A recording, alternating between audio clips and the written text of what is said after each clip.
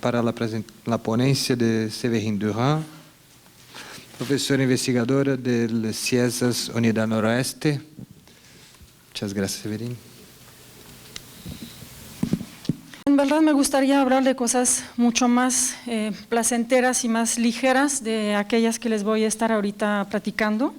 Y realmente me siento con ganas casi de pedirles una disculpa, pero el tema de la ponencia es acerca de las desapariciones forzadas, pues sí he decidido llamarlas forzadas a todas, y cómo estas impactan en las relaciones familiares y afectivas. En particular, nos interesan aquellas relaciones que implican a los más pequeños integrantes de las familias. Y al abordar esta temática, pues soy consciente de los riesgos de caer en una pornografía de la violencia, como nos interpeló Philippe Bourgeois, cuando él estuvo repensando sus trabajos realizados en El Salvador y también en Harlem Este. Debo decir que es algo en lo cual pienso a menudo, algo que no tengo del todo resuelto, pero que siempre trato como de resolver. Y también hay que decir que también por los tiempos en los cuales estamos viviendo, ¿no? Me es difícil como persona no sentir empatía hacia las niñas, hacia los niños, víctimas de las guerras y de las ambiciones de los adultos.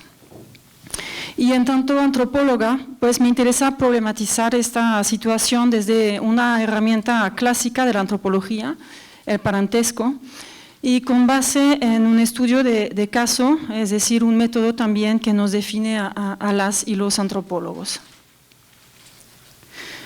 El parentesco nos invita a plantearnos preguntas básicas acerca de las relaciones familiares, por ejemplo, pues cómo vamos a nombrar los parientes, cómo y con quién se reside, cómo se define el incesto en cada sociedad, ¿no? Y se acuerdan las uniones matrimoniales, y cómo se definen los derechos de herencia. Todos estos aspectos se ven impactados cuando una desaparición forzada afecta al miembro de una familia, ¿no? A la desaparición forzada, digamos que yo hice mi propia definición y se las voy así como a compartir.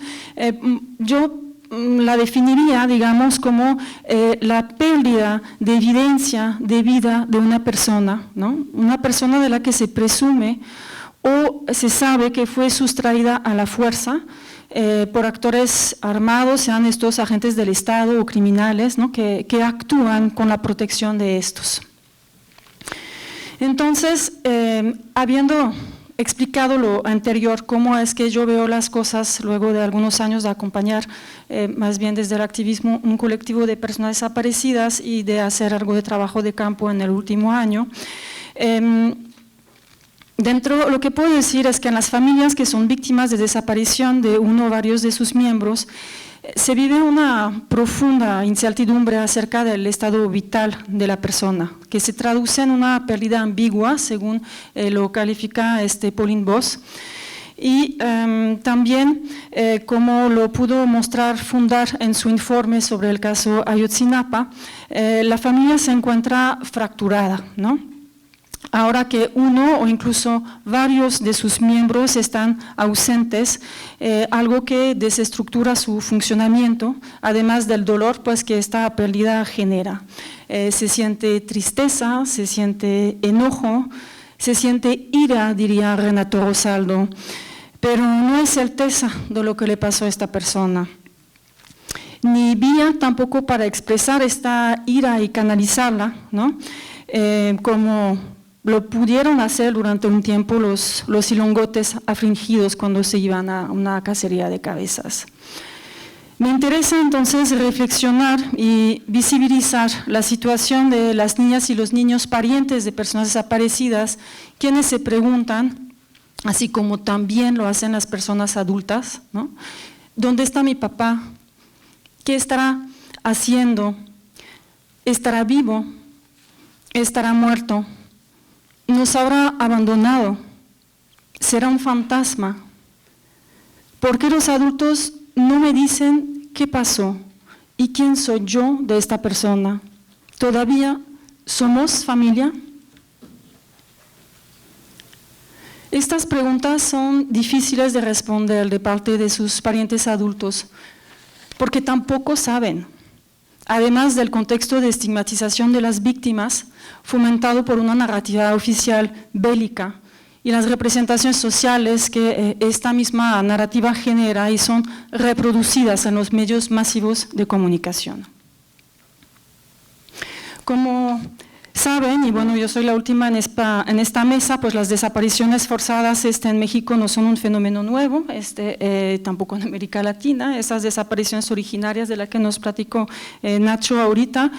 En el caso de México, bueno, pues durante la Guerra Sucia, estas desapariciones forzadas han sido una forma de violencia política ejercida en contra de los movimientos sociales, ¿no? Como bien se explicó. Y la acción de borrar los rastros de las personas ejecutadas y de generar zozobra entre los oponentes al régimen, también es una manera de generar terror, ¿no? a disentir entre la población. Ese es también es su función, digamos, ¿no? que ha tenido como parte de este dispositivo, digamos, durante la Guerra Sucia. Ahora nos encontramos con esta situación de actuar o con esas desapariciones contemporáneas, ¿no? Comentaba el compañero, que corresponden a la época de militarización de la lucha contra el narcotráfico. Entonces, con esa crisis humanitaria de la que nos comentaba Aida, Salvador, ¿no? Y entonces estamos ante una práctica masiva de la desaparición, ¿no? Por actores armados, y que no fueron debidamente investigadas. Efectivamente nunca son debidamente investigadas, sea esto por omisión, ¿no? Ineficiencia o también pues colusión de los mismos funcionarios públicos con los perpetradores. El Centro PRO hace poco publicó un informe que se llama Patrones de impunidad en casos de violaciones graves a derechos humanos y evidencia que hay patrones de impunidad en el caso de las desapariciones forzadas que terminan inhibiendo también la denuncia y la participación ciudadana. Hoy en México entonces se reconoce de parte del registro oficial más de 40,000 personas desaparecidas. Lo que quiero decir sobre esta numeraria del terror, como también así lo llamaba Aida ayer, todas estas personas tienen parientes, deudos, vínculos afectivos que las unen a otras personas. Y los hay pequeños, niñas y niños, adolescentes. Y ahora les voy a hablar entonces de 4 hijas de personas desaparecidas. Todas ellas están emparentadas y son nativas de una localidad de Tamaulipas. A Carolina, Viviana, Bella y Flor las une un evento traumático, la desaparición de sus padres en Tamaulipas en 2010. Sus padres iban, por cierto, por unas camionetas a la frontera, que comentábamos, ¿no? De estos autos que se compran en la frontera y que se traen de vuelta a México, y fueron detenidos en un poblado cercano, de donde ellas son originarias en 2010. Por unos policías que luego ya no se supo qué pasó, digamos, con ellos, un día en que hubo un enfrentamiento masivo en esta localidad. De estos 4 varones ya no se supo de ellos hasta el año 2018, año en que concluyó la identificación de sus restos humanos en diciembre del año pasado, hace ahora casi un año. Si bien sus cuerpos sin vida habían sido encontrados días después de su desaparición, las autoridades que encontraron, ¿no? sus cuerpos, esas autoridades no investigaron los hechos y los sepultaron en un cementerio. Hubo ciertos cuerpos que sí fueron identificados y los parientes notificados, y hay estas otras personas cuyos cuerpos fueron a parar a un cementerio.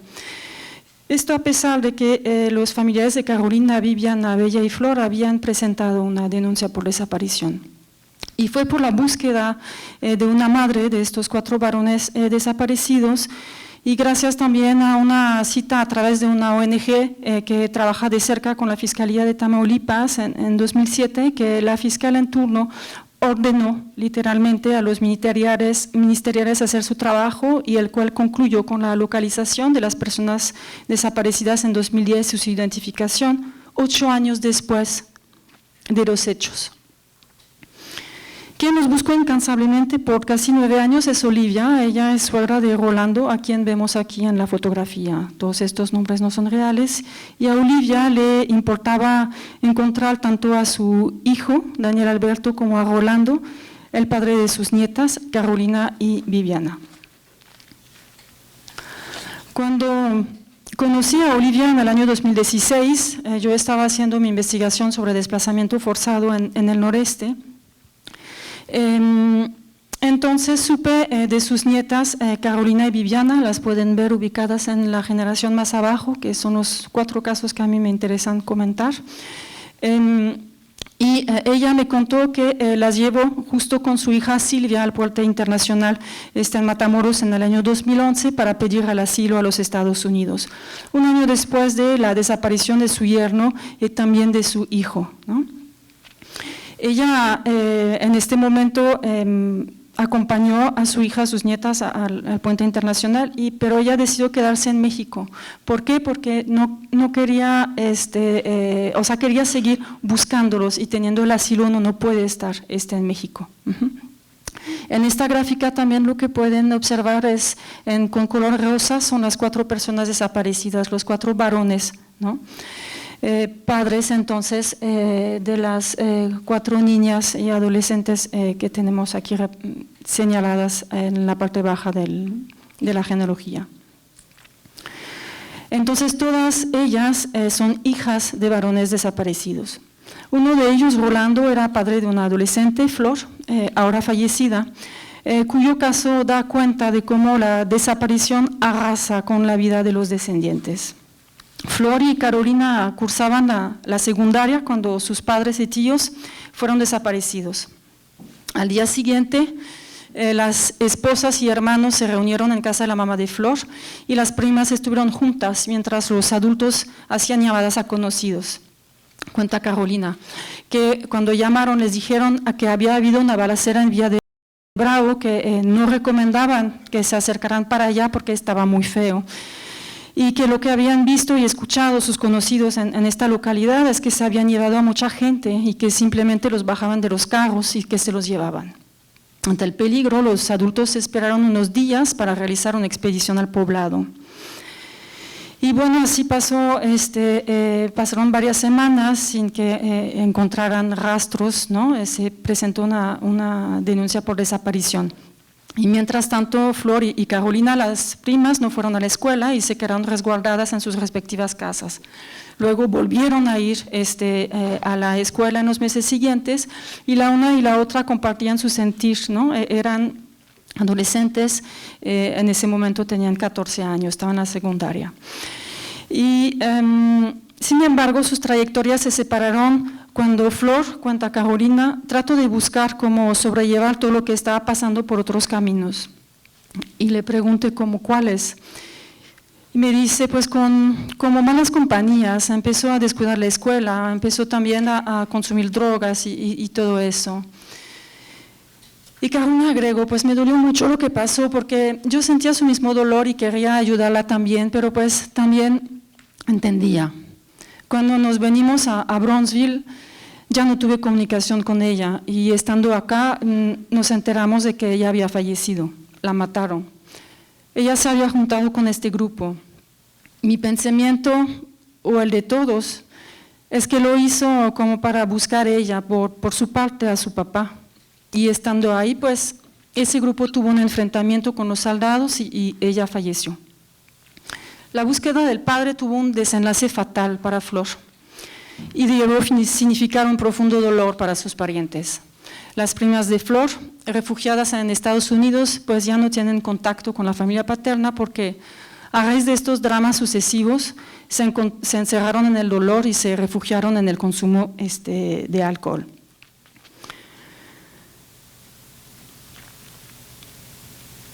En cuanto al padre de Flor, pues hoy sabemos que los cuerpos sin vida de su padre y de su tío fueron encontrados a los pocos días, en la parte trasera de una camioneta, junto con otros cuerpos que sí fueron identificados por ADN. Ahí es donde me parece que la omisión y la ineficiencia del aparato judicial tuvo consecuencias dramáticas para esta familia, cuyos integrantes presentaron la denuncia por desaparición en tiempo. Sin embargo, experimentaron por casi 9 años un dolor intenso y prolongado, un sufrimiento equivalente a tortura.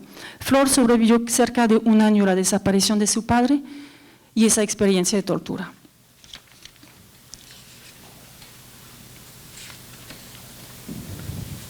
La vida de Carolina, su prima, también peligró a raíz de la desaparición forzada de su padre. Las incesantes preguntas acerca de su devenir, así como la experiencia del asilo y la soledad vivida en los Estados Unidos, la hicieron sufrir tanto que buscó quitarse la vida estando asilada. Fue un acto no premeditado, me explica.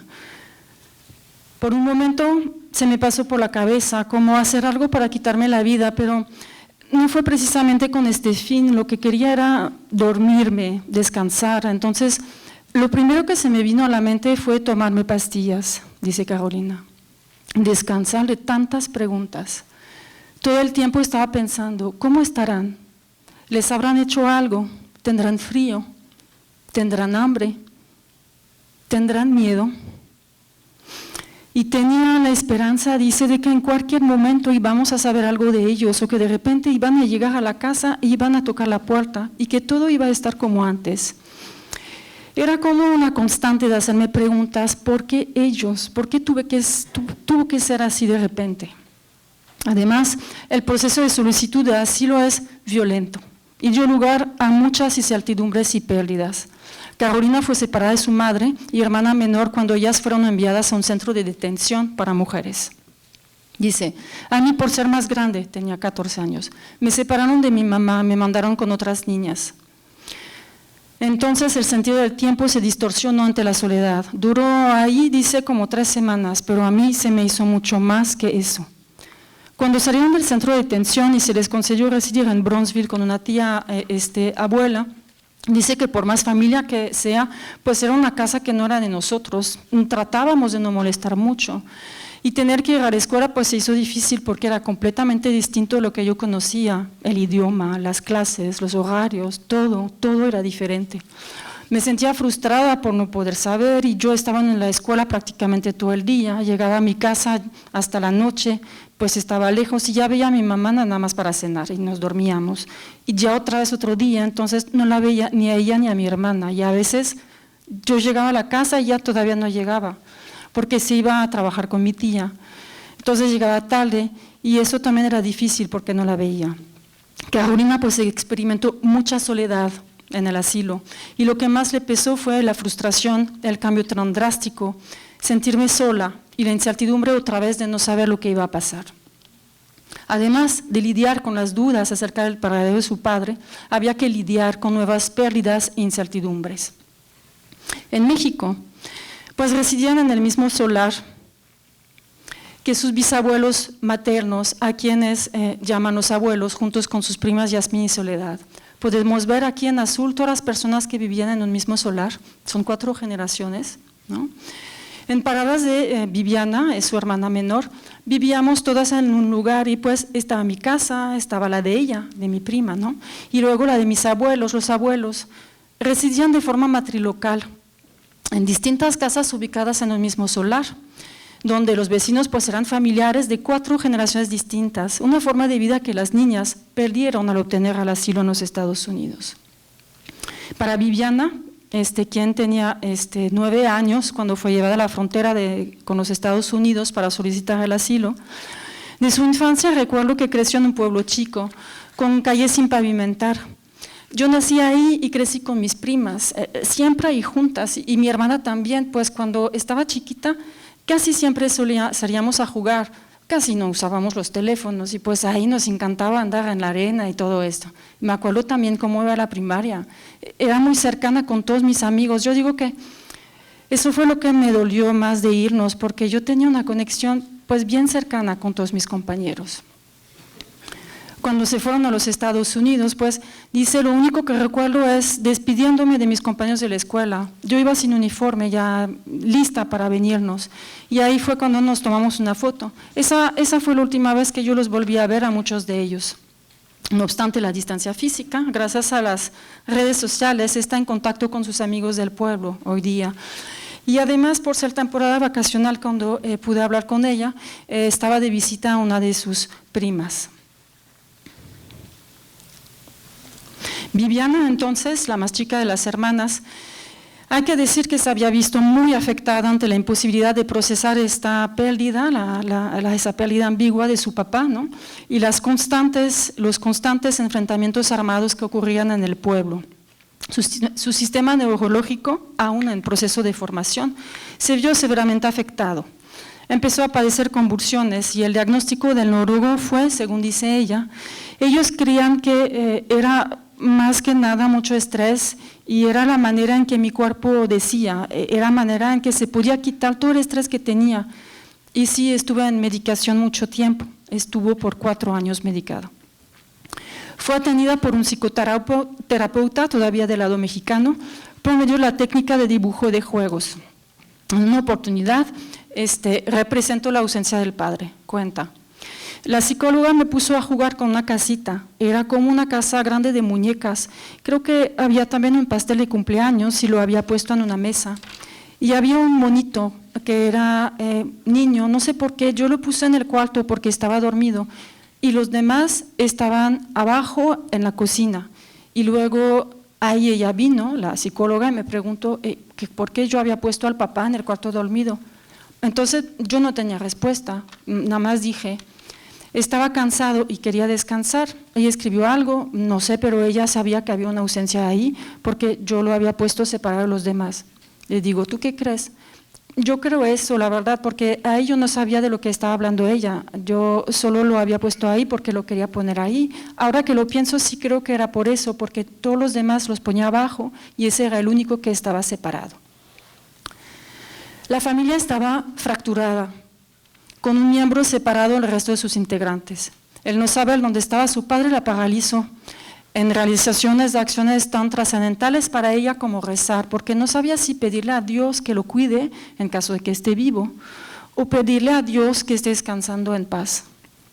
Además, cuando en la escuela le preguntaban por su padre, dice, pues yo contestaba que no estaba con nosotras y luego preguntaban o si se divorciaron o si se pelearon, si engañó a mi mamá y yo como que no es nada de eso. Pero nada más no está con nosotras. ¿Y dónde está? Todavía preguntaban. Y yo, pues no sé. Ya se quedaban como, pues no. Viviana, pues con escasos años contestaba con la verdad. No sabía dónde estaba su padre. La más pequeña de las nietas de Olivia es Bella, quien tenía 1 año cuando su padre fue desaparecido. No tiene recuerdos de él.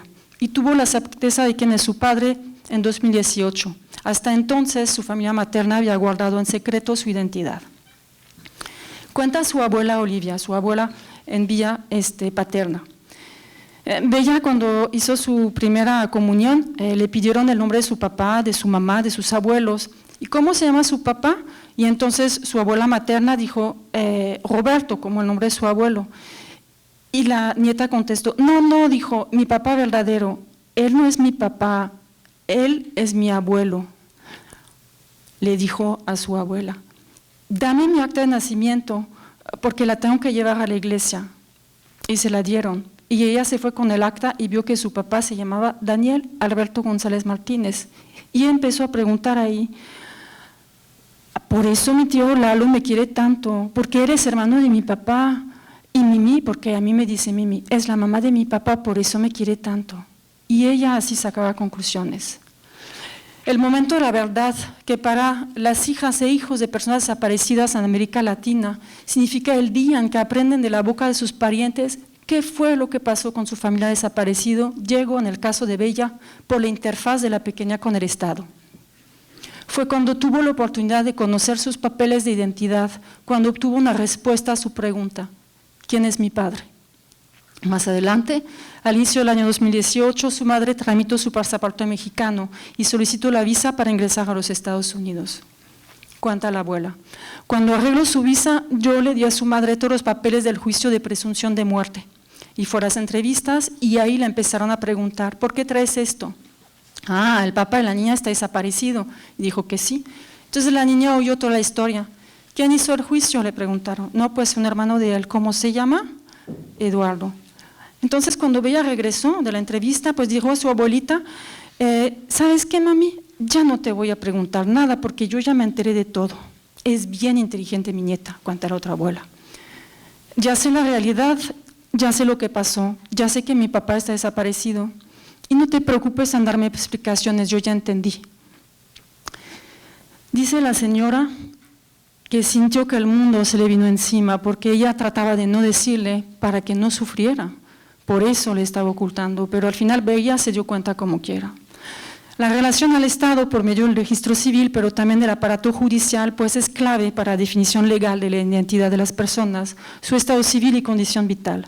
Mediante sus prácticas entonces de juicios, registro civil, o como aquel también del juicio de presunción de muerte, se otorgan derechos y derivan obligaciones para las partes, como también ocurre ahora después de la Ley General de Víctimas con la obtención de la calidad de víctimas. Todas estas constancias y documentos son importantes para demostrar filiación y ver sus derechos garantizados. Y de igual manera pasa con la burocracia de los Estados Unidos.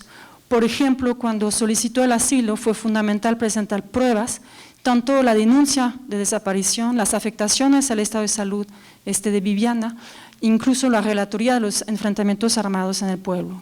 Así que a lo largo de mis encuentros, que fueron varios con Olivia, esta siempre cargaba con su documentación.